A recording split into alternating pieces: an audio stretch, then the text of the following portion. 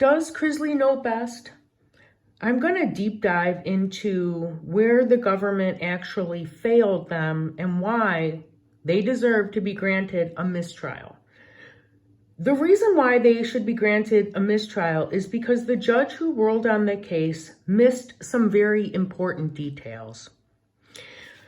We are working with a broken system, and because the Constitution starts with we the people, that's we the people are taking our power back, okay? And we're exercising our rights because at the end of the day, the government works for us. The Chrisleys also had a state claim. The state claimed that they owed $2 million in state taxes, but after the investigation, they actually overpaid and had a credit on their account. So they were cleared of all state charges. Now, where the federal is concerned, this is where the trial needs to be a mistrial and a redo, because the IRS, and I understand that, you know, they took out loans or whatever, but look, the banks hold hands with the government, okay? They're married to each other. The bank lends people money. If the paperwork to obtain the loans was funny or fraudulent or whatever, then you know whose fault that was? That was the banks. Anybody ever buy a house to get a mortgage? It's like, you know, you have to promise them your firstborn.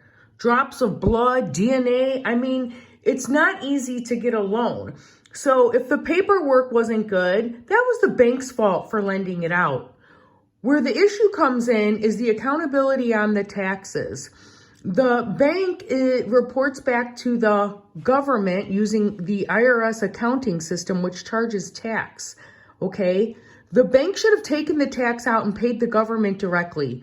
The way that this is being handled, you know, taking out a loan, that's business, okay? So if the banks want to make sure that the IRS gets paid, then take the taxes out.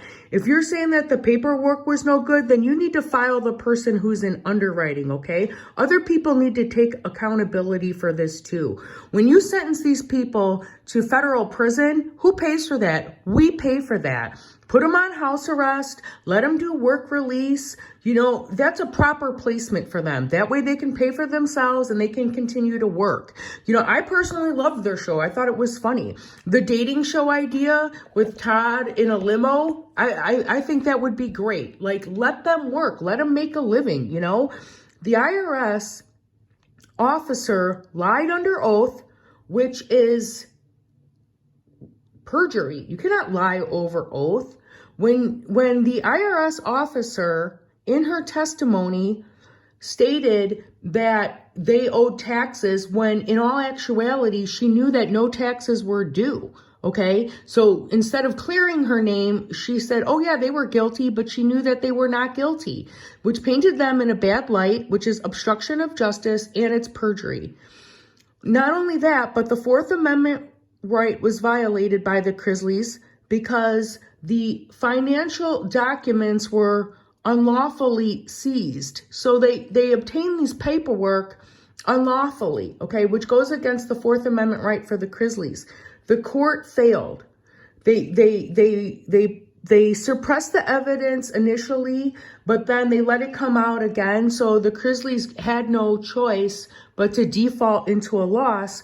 And the judge ruled on this case using unlawful testimony. I mean, their expert witness lied and illegally obtained documents, okay? And we, the people, why should we have to pay for the government's mistakes? This is a mistrial. It needs to be redone. And the other people that were involved in the transaction need to take accountability, because the way that this is going, we're paying for it. And that's just not right.